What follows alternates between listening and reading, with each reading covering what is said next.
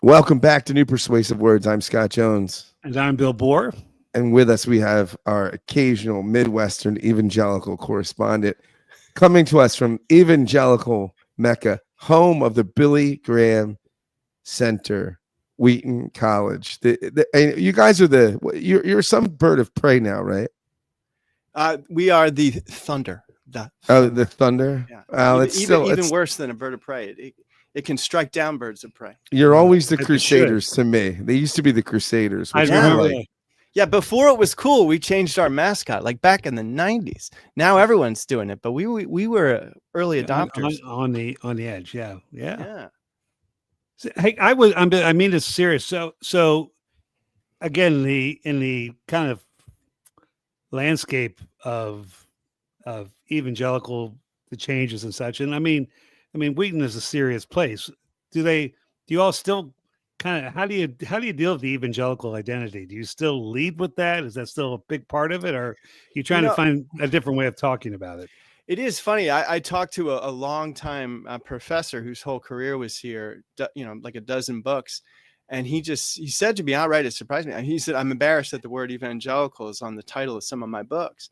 And so that's one approach, is that the word has been so dragged through the mud that it's useless.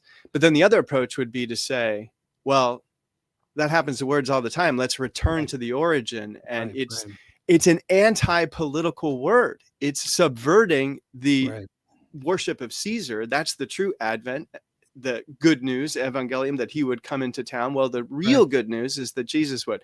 So two different approaches, and there's a mixed either awful embarrassment for some, and others passionate reclaiming. So it's not uniform.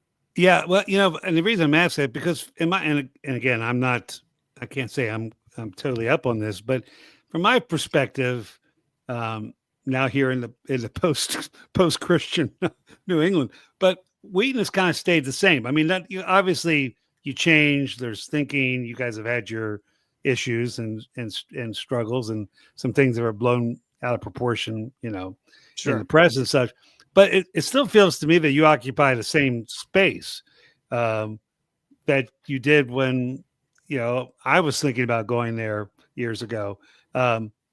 And it seems like the spaces around you are pretty dramatically different. That's kind of why I was just curious about that a little bit. I think so. That is the case. And so you have, in the last 5 years, people increasingly, I don't know where they get their information, but we know Wheaton's gone woke. And if you dig down into that, what they mean is we're actually going to talk about matters like race and class, right, in a way that enables a variety of perspectives and takes the issue seriously. And for some, even that possibility means we've completely surrendered to the woke ethos. Like, no, we were doing this a long time ago. We're going to keep doing it. And when this blows over, we're going to continue to do it. But the way we put it, I don't think it's a gimmick. I think we really mean it. And I'm a little suspicious sometimes when people throw around these adjectives. They can be brandy, but nevertheless, kingdom diversity is the way you'll see our president and others discuss it. So a diversity that is premised upon the vision of all nations gathered together in the book of Revelation. And honestly, I mean, we're abolitionist college. We're doing that since the 1860s. So I think that's fair. I don't think we've moved much at all, but we tend to be a lightning rod for some people looking for, what's a college that's gone woke? Oh, it must be them. And then they'll Google around. And I mean, gosh, Fox News did a horrible hit job article. The guy invented evidence. He claimed to be a Wall Street Journal reporter, and he wasn't. He finally got Fox News to publish some stupid website about how and there's nothing there. And so but this headline, it'll hurt us because people will say, what's going on at that college? But what's going on at the college is we're a place that continues to put Christ at the center of every single discussion. Do the lead story? Did you get on Fox in the weekend spot with Hesgeth when they did that? If only we're not that important yet, Scott. I wonder if it's the same fake Wall Street Journal guy. Remember the Avidat Israel? Were you around for that controversy? Were you in media? I remember that well. Yeah, you were around. Yeah, in Philadelphia. Yeah, so I had a Wall Street Journal investigative return. Called me. I go, I've never heard of your name, and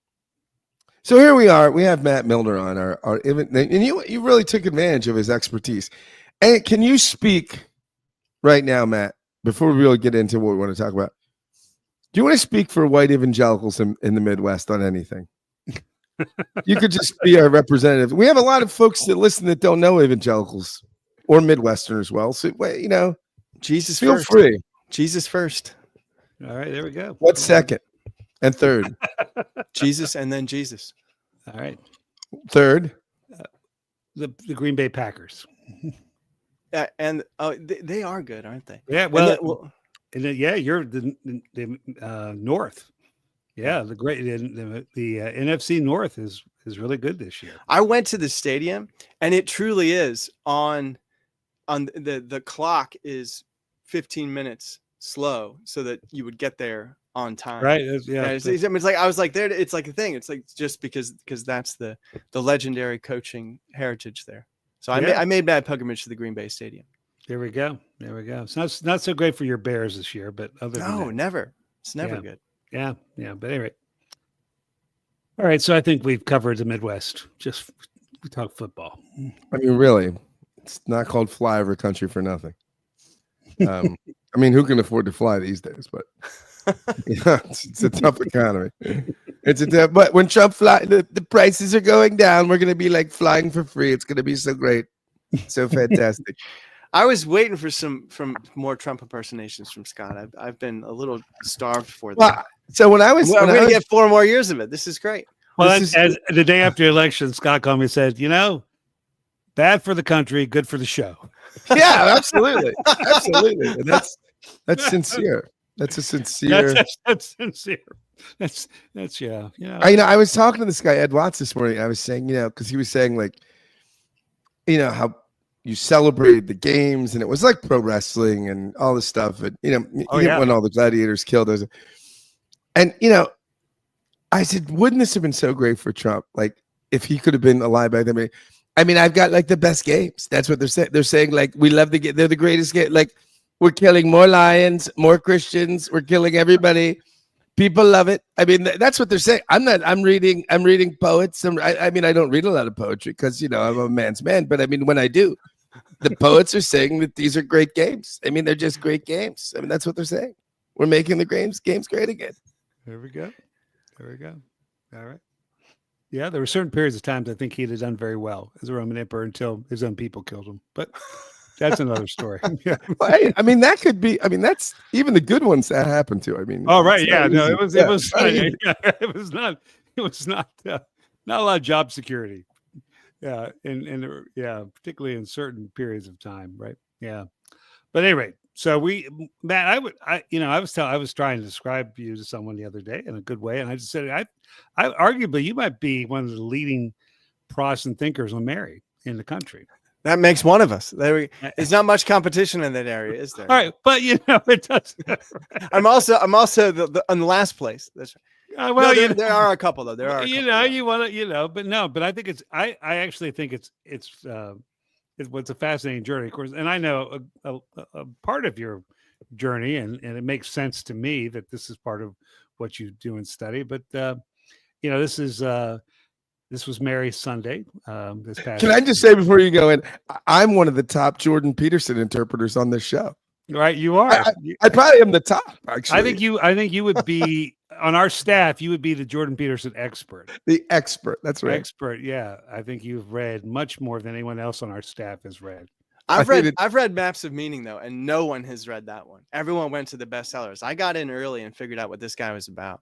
So anyway, but still, you outranked me, Scott. Well, you're not on our staff. He is our Midwestern correspondent. So you can. That's true. I'm you're number 2 now. You're number 2. I'm number 2. I was just dethroned. And he's quite a Marian individual with his coat and flexing his Virgin Mary muscles. Because for a Jungian, though, it's about encountering the anima. It's an internal psychological principle externalized into this psychological concept called the Virgin Mary. But for Christians, she can be that, but she's also a human, a person, an actual entity. above and beyond any internal psychological reality. And that's the classic Jungian line that a tightly sealed Jungian can't break through. It all has to be a projection of what's inside of me. But of course, a Christian doesn't stop there. It includes all of that and then keeps going. Yeah. So, we read your article. I liked it a lot. And maybe just fill in our audience who maybe haven't read it and put it in a context. Yeah, it's funny. We just talked about aggressive, violent professional sports and the Green Bay Stadium, and I can tie the topic into both of those. In the ball courts of the Mexica, aka Aztec Empire, I mean, you talk about violence that held a society together, and you are killing someone as part of the games. Isn't it interesting that completely set apart from the Roman Empire, that rule of entertainment violence dominated an entire society? And coming out of that, you have this inexplicable apparition that essentially converts Mexico. And that's what Guadalupe is, that tells a story other than that story of violence. And right here in Wisconsin, the reason I saw the Green Bay Stadium is because I was on my way to what is known as the Wisconsin Lourdes. So Lourdes, Lourdes, is the apparition site in France in the 19th century. That is this famous, thorn in the side of a theory of secular France, that lo and behold, you had this incredible Catholic religious revival in the 19th century when the whole country is supposed to have gone secular. And the same thing happened here in Wisconsin, and it's right around the corner from Green Bay. There was an apparition that a woman received to assist her in her work as a catechist and teaching the settlers who were coming into that area of Green Bay. And so in some senses, this topic of the Virgin Mary and what what we're discussing is I finally went on a pilgrimage to Guadalupe in Mexico City. I went there as an Anglican Christian myself, and had an experience that was everything you thought it would be. I mean, just you think, this is going to be disappointing. Am I going to get there? And everyone's talking about the most visited Marian shrine in the world. But it was, lo and behold, not a disappointment. It turned out to be as transformative of an experience as I would have hoped. Arthur Brooks, some of you know that name, From Strength to Strength, and he's now making a huge name for himself in happiness studies. And he wrote a book with Oprah, and I was really kind of concerned about, I'm like, this is going to be trash.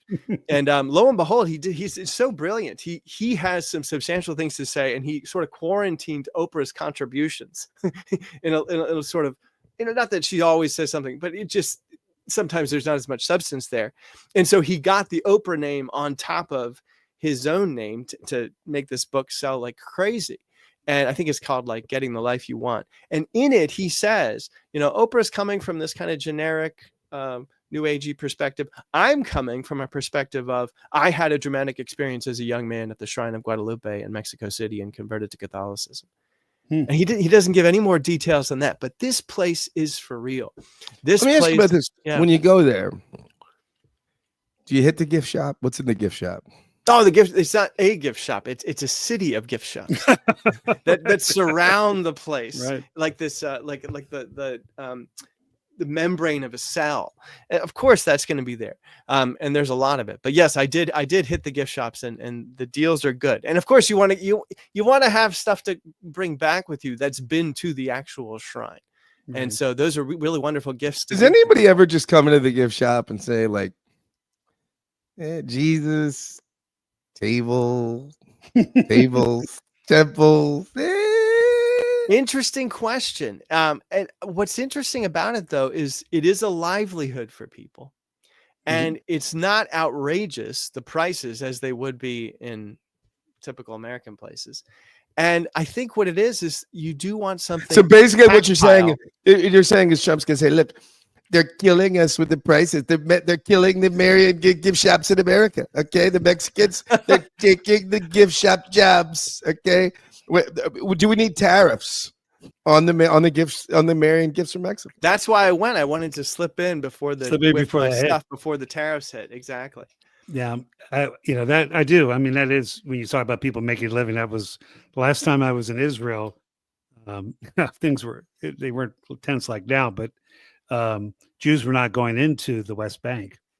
And the group that we worked with asked us, though, the Jewish group said, save and buy your things in Bethlehem. Yeah, we Because did the same. Yeah, because they were suffering so bad there. And so, yeah, I mean, You're getting ripped off, you're supporting. Exactly. Yeah. Our bus stopped at that gift shop in Bethlehem too, and we kind of go in and you could say, Bill, that's exploitative and they're taking advantage. No, it's like you want to help it. So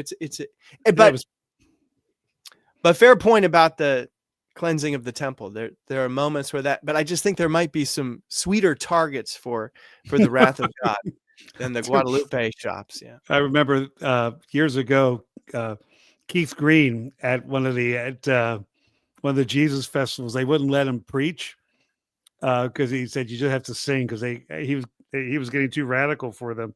So he talked the whole time. He played the piano. That's right, Keith. He took particular aim at the tent where everything was being the Christian distribution tent that was over the hill. So yeah, and there's lots of places you can look to that. So maybe the plane crash was actually a cover up for the Christian music industry, sending him to his early death. I don't. It may have just not been overloading a small plane and not knowing what you're doing. That too. That could have been it too. So in terms of, and again, I think I gave a talk last night to it's a retreat center as part of a small Dominican college in New Jersey. And most of the retired nuns a lot of nuns were part of the audience. And they had asked me to talk about Paul in the context of incarnation and stuff like that. And it was funny. They were pretty suspicious of Paul, but as soon as I got to Mary, they were, it was like, we're on board. We're on board. But it's an interesting thing. So, what is Mary again? What does Mary have to offer that I think a lot of us Protestants miss? What's there for us? I think particularly during this, this week or this past week, we talked about the Magnificat in our church, and we lit the Mary candle. A lot of Protestant churches do that. So particularly as we think about our pilgrimage to the manger this year, what can we gain from that? I'd be interested in your insights in that. I've taken to answering that question less with theological pinpoints and getting, or peccadillos, and more simply saying she's a presence in the church. Mary is a presence in the church. And I take that as, I hope, a maturation into she's more than an idea. She's more than let's get the equation right and disagree with this communion and disagree with that communion, but more of the sense of sort of kind of the mother of the house. What is said to the Apostle John, behold your mother, is said to all of us. And this is one of the things that the Jungians get right, is there was this sense of like, gosh, Christianity needs to have this, and it hasn't had enough of this. And the Virgin Mary fulfills this vacuum that needed to be there for a presence of the feminine in Christianity. So one of the reasons that Carl Jung and Jordan Peterson is so all about the Virgin. And I think it's important to say they're right to an extent. And the thing that most astonished me, I was reading the book Will and Spirit by Gerald May, who wrote that great bestseller, Addiction and Grace, hugely important 20th century mentor for so many figures today. Gerald May's place on the map is very important for any serious spiritual writing in the Christian world. And May says in his book, Will and Spirit, something that astonished me, that I had intuited might be true, but it was nice to hear him say that as someone who was disagreeing with Adler and Freud and Jung and deliberately posing a contemplative Christian framework of psychology more inspired by William James because of the humility of James's method. And he said this: I have come to conclude in my experience of counseling healthy people and not so healthy people, psychiatric patients and bankrupt professionals who have no meaning in their lives, that no one in the Western tradition can fully mature without taking Mary into account in some way. I was staggered by that statement. but I think she's there for a reason. When I remember when I initially heard that the art historical fact that images of Mary may actually outpace images of Jesus, I was kind of taken aback and horrified by that. Look at this idolatry in the Christian church. But I've now come to realize that she does offer this rounding balance. And having taught a course on Mary with my colleague, Amy Peeler, we teach together. She's a New Testament expert. Women and the Gender of God is a book she put together, unpacking some of the insights. She's now writing on the Apostle Paul and Mary. Her books on that, in that respect, is on the way from Erdman's. Is as we've done this together, we've both grown into that sense. It's no longer just getting the theological calculation right, but a relationship with and the presence of Mary in the church. So that's one of the ways I've thought about it, Bill. And so now that has happened in my life, I just can't imagine Christianity without that presence. Now, I know that for many people that they're like, well, I don't need her. I'm like, well, actually you do, right? Because you don't get to have a relationship with anyone without them having a mother, because they wouldn't be in the world anyway. And you can't look into the face of Jesus without seeing her likeness, because he takes on her DNA. And so I think what has happened is I've lost all sense of competition between Mary and Jesus. I don't feel that my relationship with Jesus has taken a back burner status because of Mary. No, they actually amplify one another, because love is not a zero-sum game. So that maybe touches out a little bit.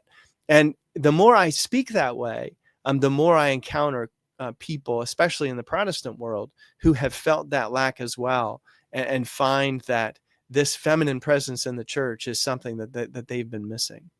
I like the whole Christ, right? The totus Christus. Totally. Right. Yeah. I mean, I think that's it's such a significant reality, especially in a culture that's fragmented, tribal. Right. It's so. I was at a worship service a couple weeks ago, and this liberal Episcopalian priest, but liberal Episcopalian, but I repeat myself. This is a pretty progressive crowd. And he says to them, he was talking about the marks of the church, and he said oneness. And he said, and that oneness includes Christian nationalists. And that's probably hard for us to hear. And I felt so convicted. Good for him. And I looked around and I thought, man, I don't see that kind of courage very often, right? To not play to your crowd. But that's, but I love what you say about it. She's a person. First of all, she's not a concept. Yeah. She's not an ontological cipher. Yeah. Right? She's part of my psyche that I'm assimilating. Yeah. She's a person. She's a person. And we have relationships with people living and dead. Right. I mean, some of Bill's best friends are dead people in the faith, mostly from the 4th century. But, but that is important, right? Our capacity. To have a significant. Mary's not just one of the dead, but one of the living dead. I mean, one of the church triumphant. That's an anchor to the polis. Well, exactly. Yeah. And I actually think, though, her as a person, I think the Gospels. She's a complicated figure if you take the Gospels in total, right? Yeah. I think and not always right. No. I mean, Luke's gospel, she's a model disciple in Luke's gospel, but you throw in Mark, you throw in John, and she is a textured person with, who seems to have the same struggles that the rest of the followers of Jesus, or the would-be followers of Jesus, have. She does. And Protestants traditionally have not been allergic to those passages, and haven't, sometimes the first instinct for Orthodox and Catholic Christians is to explain those away, right, instead of allowing them to be what they are, to fully humanize that relationship with that person. And I think that would be the mark of thinking about Mary in the Protestant traditions, is you do have a degree of freedom. And sometimes that freedom is abused, and people, I think, make unnecessary, strident comments about her that is intended to fling food in the face of traditions that are tethered to a higher understanding of Mary. I don't want to go in that direction, but I do love the fact that I am not bound by this certain objective declaration that I have to subscribe to. Now, if that declaration is true, then I should be bound to it. And that's where we would have an interesting conversation with Roman Catholic Christians. But I want to bring up, I mean, some of you may have seen Jason Micheli had a post where he dove deep into Sergius Bulgakov. And Bulgakov, the greatest Orthodox theologian of the 20th century, actually he is better than Pavel Florensky, because Pavel Florensky was too busy getting martyred, right. and Bulgakov moves to Paris and keeps writing, and a heroic figure. And one of the things that I picked up, and Micheli was getting profound about Bulgakov's Mariology in his wonderful Sophiology, thinking about the Proverbs 8 figure, this elusive figure of wisdom, and connecting that to the Virgin. And that makes a lot of Protestants nervous. But one of the things that Jason pointed out that I got from Bulgakov as well is that Mary is not an afterthought. If you believe, as I do, that the incarnation was not plan B, it was not like, oh gosh, oh no, they fell, what should I do? How about what should I do? Send a, I'll become incarnate. That's it. There was always this intention to become human. Therefore, there was always the plan for the Virgin. And so he quotes this astonishing statement of Bulgakov's that the world is created for the Virgin Mary. But what that simply means is this is because she's the way that God would come into this world. She is the gate through which he would emerge. And there's something utterly beautiful about that, and I think perfectly orthodox. And so one of the things that happened as our syllabi evolved, as we're teaching this class over and over again, is, and it's so much fun to teach because, well, I won't go into all the stories, but we used to, well, let's talk about Scripture and the Virgin Mary. And of course, we'd start in the New Testament.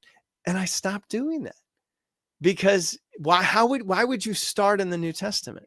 Because you have all of these Old Testament figures that have been prophetically and allegorically interpreted as the Virgin Mary, most famously the Ark of the Covenant, the burning bush, the tongs from Isaiah that touch the lips, right? She's the tongs. She's not the fire itself, but she's the tongs. It makes every, salad that you have for the rest of your life, you won't have it without thinking of the Virgin Mary.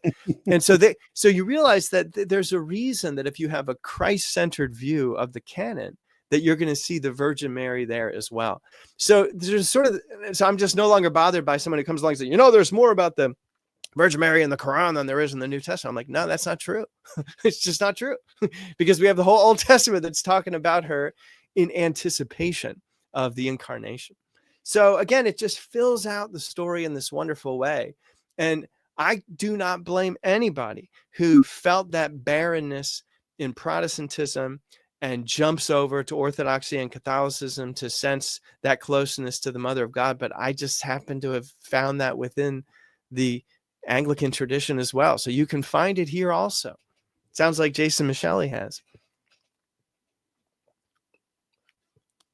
Wow, there's not a lot of Micheli references on the podcast. We got to get him in there. It's through a paywall, but Jesse Hake, friend of mine, shared with me, and I was like, oh, I'm so glad getting that word out there. Yeah. Is there something lost in her role as prophet? If you suddenly, again, if you're doing a Christocentric view of the Hebrew Scriptures, which does sometimes have problems. It's not without its problems. Sure, but of course. But when we talk, I think particularly, she quotes the Song of Hannah, the Song of Deborah, Judith, the celebration of Judith.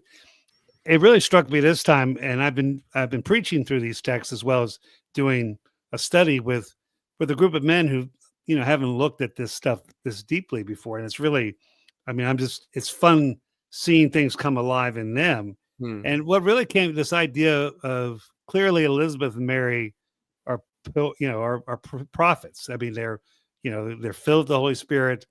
So the fulfillment of Joel, the fulfillment of Jeremiah, and they not only do they stand in line to prophets because of being filled with the Spirit, but Luke puts the words of a whole, a history of women, courageous women, both in the canon and in the Apocrypha, who were in the role of were salvific figures for their people in many ways using their own bodies, right? I mean, it's an interesting, that's a very interesting thing to think about. And is there something lost if we, it's kind of like the problem with when Mother Teresa said, don't make me a saint, because then you don't have to, Yeah. it makes, I think that's, I sometimes, the incarnate, my favorite Mideastern cathedral is the Church of the Annunciation. Mm-hmm. And All the Nazareth. nations. Yeah. And all the nations. And of course, my least favorite statue is the U.S. and Canada. Those two are, so. All right, but the humanity and the incarnate, the living out of the incarnation, and everyone's seen her as one of them. That's a hugely important point. Let me respond to it with a little bit of bibliography. So one of the concerns is from 20th century Marian scholars and early 20th century is that we have lost that, right? We've lost this Mary who's with the people, who shouts the Magnificat and defies the Roman Empire because of this saccharine sweet Immaculate Conception Mary hovering above in the clouds. And so the great books written to sort of try to issue that corrective, there's a Elizabeth Johnson, Truly Our Sister, as in not our mother, right? Our sister, right. Not our mother. Right. And she spends the whole time doing the ancient Near East, the Greco-Roman context, and kind of, saying, hey, all these men, she kind of throws this Jungian accusation, all these men who have this perfect Mary are just projecting their psychology, and they're a bunch of Jungians, and we need to have a gritty, real Palestinian Mary. And then the other one is Rosemary Radford Ruther wrote a book on goddesses and the divine feminine. It's a great book because it eviscerates goddess worship. I mean, just like it's all invented in the 70s, and there's just nothing there. Right. But both of those books are sort of trying to, let's turn Mary down a little bit because we don't like what Roman Catholics have done with her, from two Roman Catholic theologians. And I have read those books and I get them, and I understand like there is a prophetic element to this. But here's what's interesting is the books, they kind of leave me cold, as beautiful as they are. And I am of the school of people who saying the problem is not bringing Mary down. The problem is she actually hasn't been exalted enough. And there are other scholars, and if anyone is into pursuing this literature, there's two I'd recommend. Charlene Spretnak, who comes out of the goddess movement, returns to Christianity and says, no, don't give me this demote Mary. She has an essential place as a person who's returned to Christianity. And so that's a huge deal.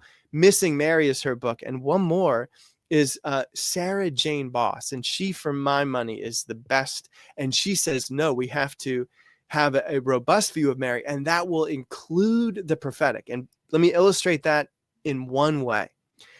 When you talk about the Immaculate Conception, which is the idea that Mary is sinless in Roman Catholicism, they often point to Lourdes, that apparition site where a peasant named Bernadette Soubirous receives the apparition of the Virgin Mary.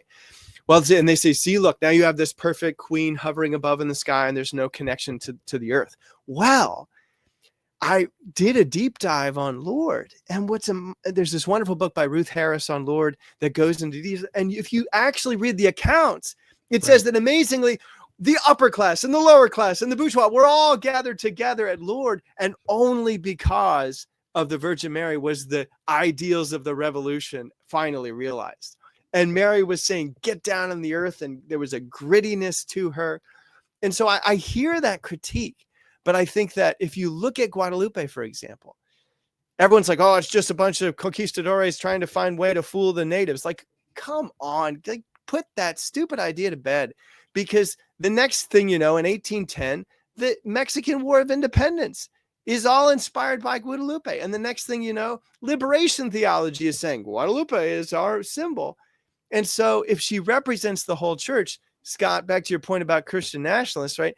She's got everybody, because they're all there under her mantle, because she represents all Christians. She's that collective totus Christus, the body of Christ, that place where the virtue that is supposed to be gestating in us is a symbol for the church gestating inside of her. It's just endlessly beautiful.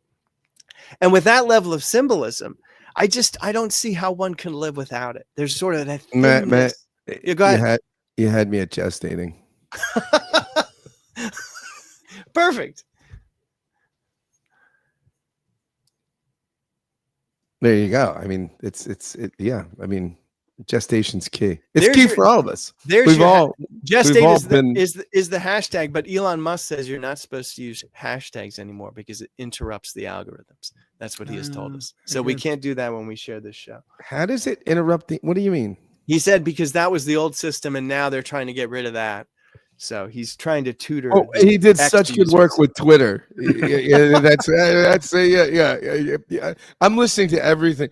I hear that Elon Musk is behind the new Coke formula to bring back the new Coke formula from the 80s. That's the next big project. So let me one more. So is Mariology at its best Christology? I can't talk about your mother, Bill, without thinking about you, right? It's like, and so I guess I could, right? And I could, so I mean, the answer is it doesn't have to be, but the best Mariology is Christology. It's Christology. Yeah. And vice versa, right?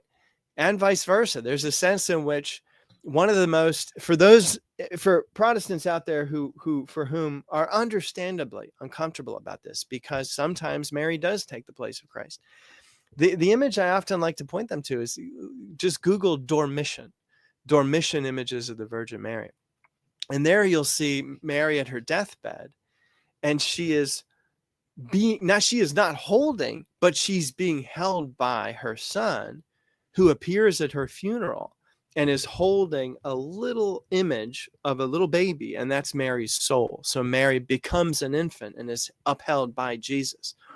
So that's, I mean, in a sense, I think the best Mariology has to see, Dante, Filia del tuo filio, mother of thy son.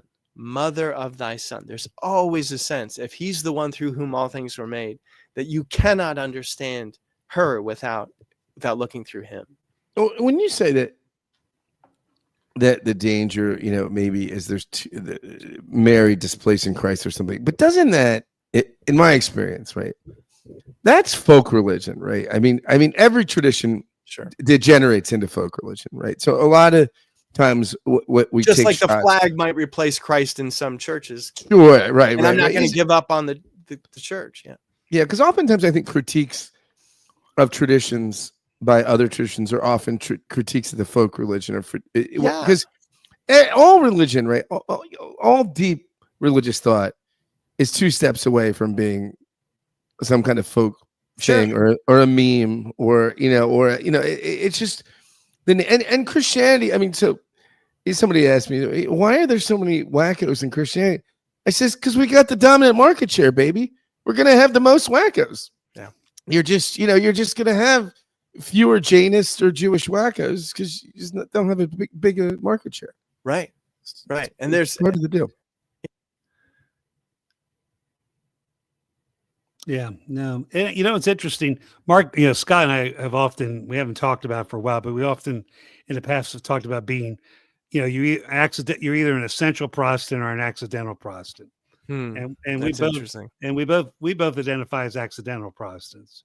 At least I think we haven't talked about it for maybe 100 episodes, but that's a helpful distinction. Yeah, and that's Scott's. But one of the things as an accidental Protestant, I think part of why. Yeah, and by that for our listeners, we mean like some people are Protestants by the fact that, hey, this Juju in the Eastern Orthodox or in the Roman Catholic Church or High Anglicanism. No, I'm this kind of, I'm a Bible only Christian. And then there's accidental Protestants, people that could probably be in a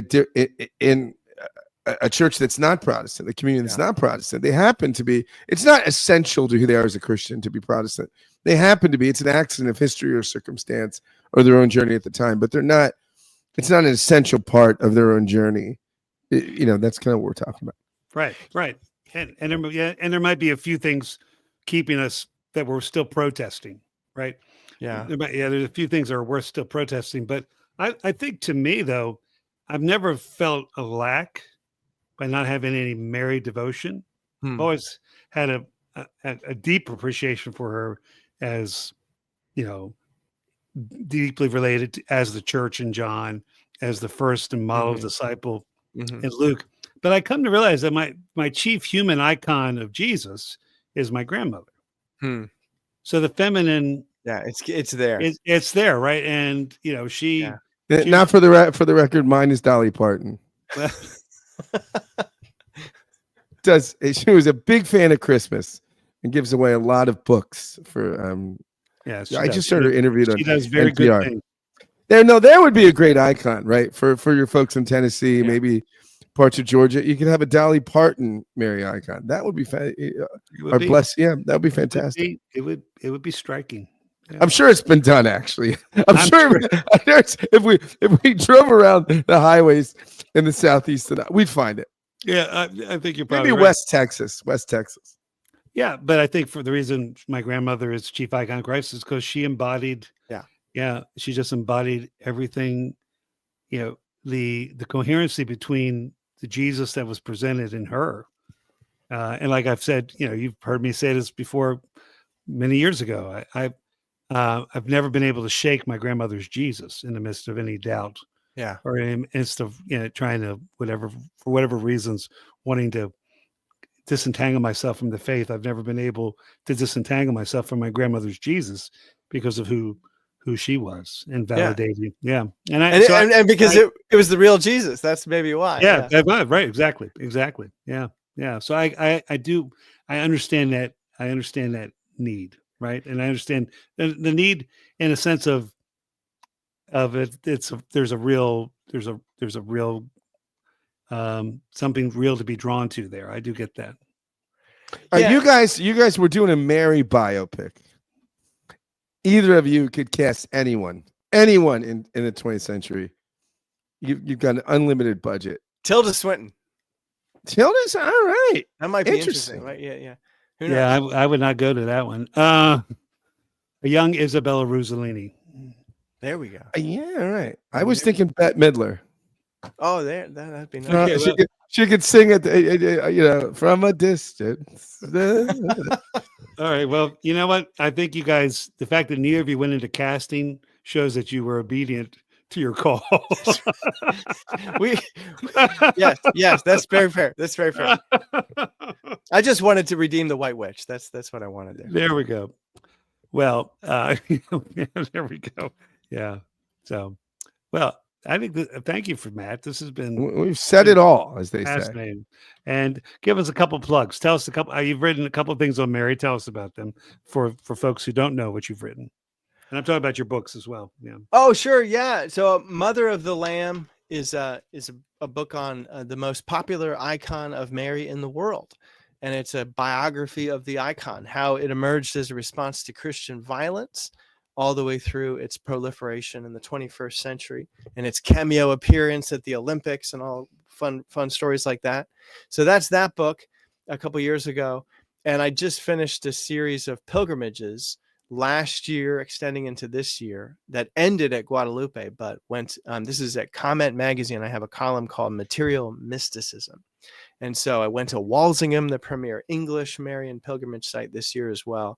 And last year, I went to a bunch of other sites, including India and Quebec City and other places like that. So there we go. There's the plug. Well, if I hope our listeners should all go buy the book and, subscribe to Comment. Oh, yeah. Material Mysticism. Go to the Material Mysticism. You can it's free. It's not a Substack. It's totally free. Totally free. Good. Yeah. Well, thank you, Matt. Good being Hey, with thanks, you. guys. Good to talk to you. Great to have you on. Thanks, everybody. All right. Be well.